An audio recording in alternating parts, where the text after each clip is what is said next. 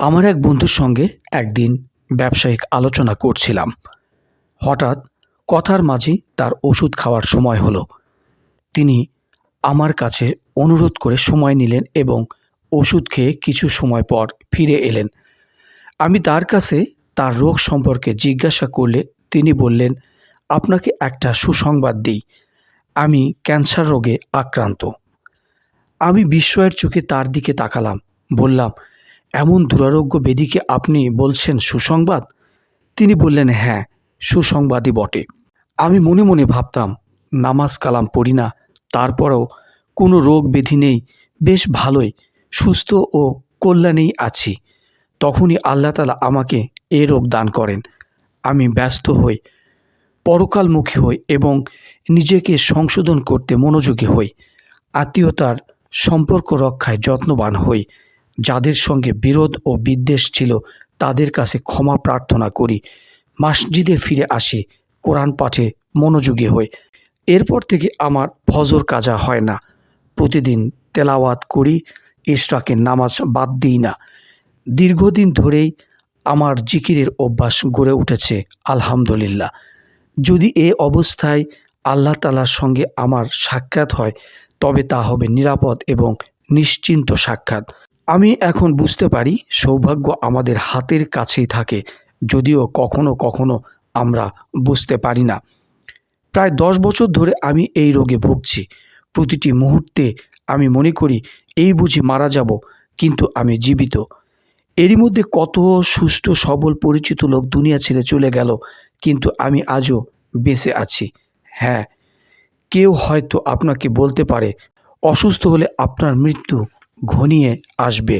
আপনি কদিন আপনি কদিনের মধ্যেই পরিবার পরিজন ছেড়ে পরপারের দিকে যাত্রা করবেন, কিন্তু বাস্তবতা হলো চারপাশে তাকিয়ে দেখুন।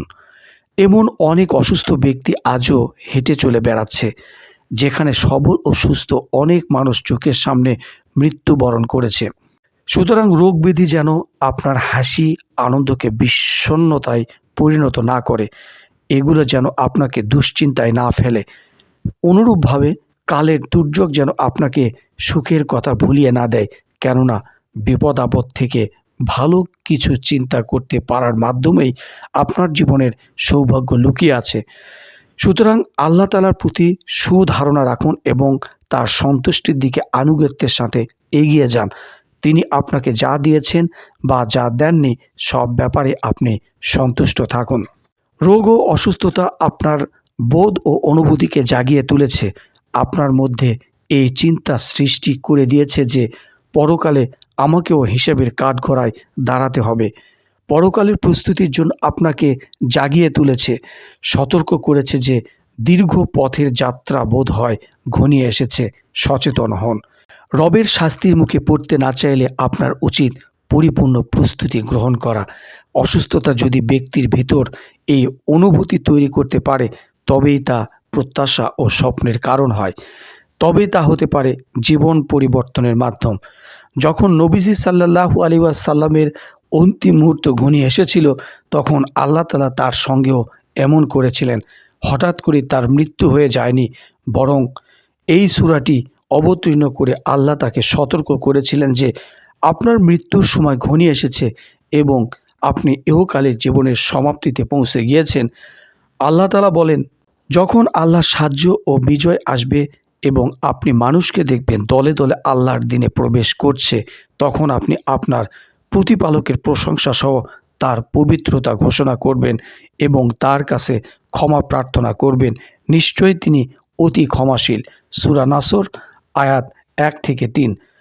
উল্লেখিত সূরায় আল্লাহ তাআলা নবীজি সাল্লাল্লাহু আলাইহি ওয়াসাল্লামকে দুইটি জিনিস দেখার পর তাওবা ও ইস্তিগফার করতে বলেছেন, অর্থাৎ যখন আল্লাহর সাহায্য ও বিজয় এসে পড়বে এবং দলে দলে লোকেরা ইসলাম গ্রহণ করবে তখন আপনি আপনার প্রতিপালকের প্রশংসা করুন, তার কাছে ক্ষমা প্রার্থনা করুন।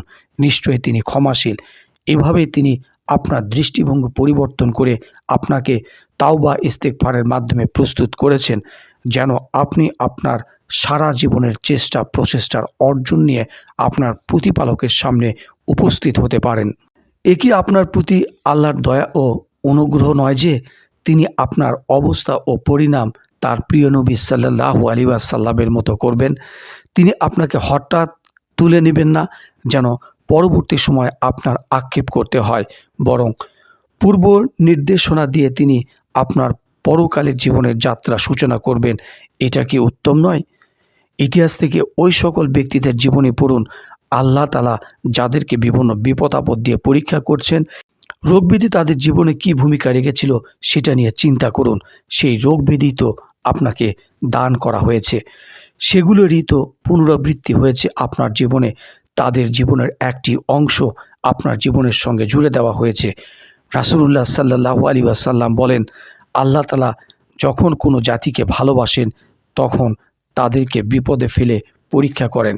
রাসূলুল্লাহ সাল্লাল্লাহু আলাইহি সাল্লাম আরও বলেছেন, মুমিনের জীবনে ধারাবাহিক বিপদ থাকা মানে সে আল্লাহ তাআলার সঙ্গে সাক্ষাতের সময় তার কোনো পাপ না থাকা।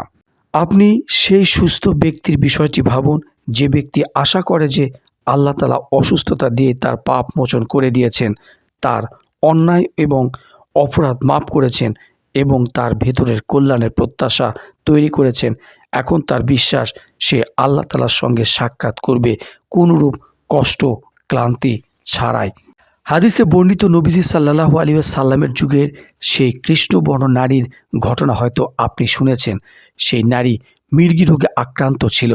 সে একদিন নবীজি সাল্লাল্লাহু আলাইহি ওয়াসাল্লামের কাছে এসে বলল, হে আল্লাহর রাসূল, আপনি আমার জন্য আল্লাহর কাছে দোয়া করুন যেন তিনি আমাকে এই রোগ থেকে আরোগ্য দান করেন। কিন্তু রাসূল সাল্লাল্লাহু আলাইহি ওয়াসাল্লাম শুধু তার চিন্তা ও বিবেকের মোড় ঘুরিয়ে দিতে চাইলেন। আমাদের অনেকেই বিপদে আক্রান্ত হলে যা চিন্তা করি না, প্রতিকূল পরিস্থিতিতে পড়লে আমরা যেভাবে ভাবি না, রাসূল সাল্লাল্লাহু আলাইহি ওয়াসাল্লাম তার চিন্তা ভাবনা সেদিকেই ঘুরিয়ে দিতে চাইলেন। তিনি বললেন, তুমি যদি চাও তাহলে ধৈর্য ধারণ করো, এর বিনিময়ে তোমার জন্য জান্নাত রয়েছে। আর যদি চাও তাহলে আমি তোমার সুস্থতার জন্য আল্লাহ তাআলার নিকট দোয়া করব। সহিহ বুখারী 5653। উত্তরে এই নারী বলেছিল, হে আল্লাহর রাসূল, আমি ধৈর্য ধারণ করব, তবে আপনি আমার জন্য দোয়া করুন রোগে আক্রান্ত হওয়ার পর আমি যেন বিবস্ত্র না হই। নবীজি সাল্লাল্লাহু আলাইহি ওয়াসাল্লাম তাকে কোন বিষয়ে ধৈর্য ধারণ করতে বললেন? তিনি তাকে ধৈর্য ধারণ করতে বললেন সেই বিপদে যা তার দিন রাত এক করে দেয়, যে রোগ তাকে সবার সামনে লজ্জিত করে।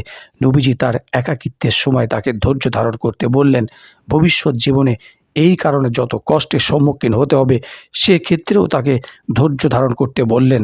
এসব ক্ষেত্রে ধৈর্য ধারণ করা এক নারীর মহত্ব নয়, বরং তার মহত্ব হলো এই কথা যে আমি ধৈর্য ধারণ করব, তবে আপনি আমার জন্য দোয়া করুন রোগে আক্রান্ত হওয়ার পর আমি যেন বিবস্ত্র না হই। জীবনের এত কষ্ট সন্তুষ্ট চিত্তে মেনে নিল, কিন্তু জীবনের এমন সংকটময় মুহূর্তেও যেন মান সম্মান রক্ষা পায় সেজন্য নবীজির কাছে দোয়ার আবেদন করল। এমন সংকটময় মুহূর্তেও পার্থিব জীবনের কষ্টের ওপর পরকালের জীবনের অনাবিল সুখ শান্তিকে প্রাধান্য দেওয়ার ক্ষেত্রে এই নারীর সচেতনতা দেখে আপনি আশ্চর্য না হয়ে পারবেন না। সে বলেছিল, হে আল্লাহর রাসূল, আমি ধৈর্য ধারণ করব, তবে আপনি আমার জন্য দোয়া করুন রোগে আক্রান্ত হওয়ার পর আমি যেন বিবস্ত্র না হই। তার এই কথা শুনে ইবনে আব্বাস রাদিয়াল্লাহু আনহু এর মতো মহান সাহাবী তার প্রিয় ছাত্র মুজাহিদ রহিমাহুল্লাহকে বলেছিলেন, তুমি কি একজন জান্নাতি নারীকে দেখতে চাও? তিনি বললেন, অবশ্যই। তখন তিনি এই নারীকে দেখিয়ে বলেছিলেন, এই দেখো, এই নারী হলো একজন জান্নাতি নারী। কল্পনা করুন তো বছরের পর বছর ধরে তিনি কিভাবে প্রতিদানের প্রত্যাশায় এই বিপদ সহ্য করেছেন। কতদিন তার জীবনে এমন গিয়েছে যখন তিনি পথে ঘাটে এখানে ওখানে জনমানুষের সামনে মূর্ছা যাওয়ার ভয় করেছেন, কিন্তু কেবল পরকালের শান্তির আশা সে কষ্ট মেনে নিয়েছেন। পরকালের শান্তির সেই আশা ইহকালে তাকে শারীরিক মানসিক কতভাবেই না যন্ত্রণায় পুড়িয়েছে। আর সেই কষ্টের দিনগুলি এখন কোথায়?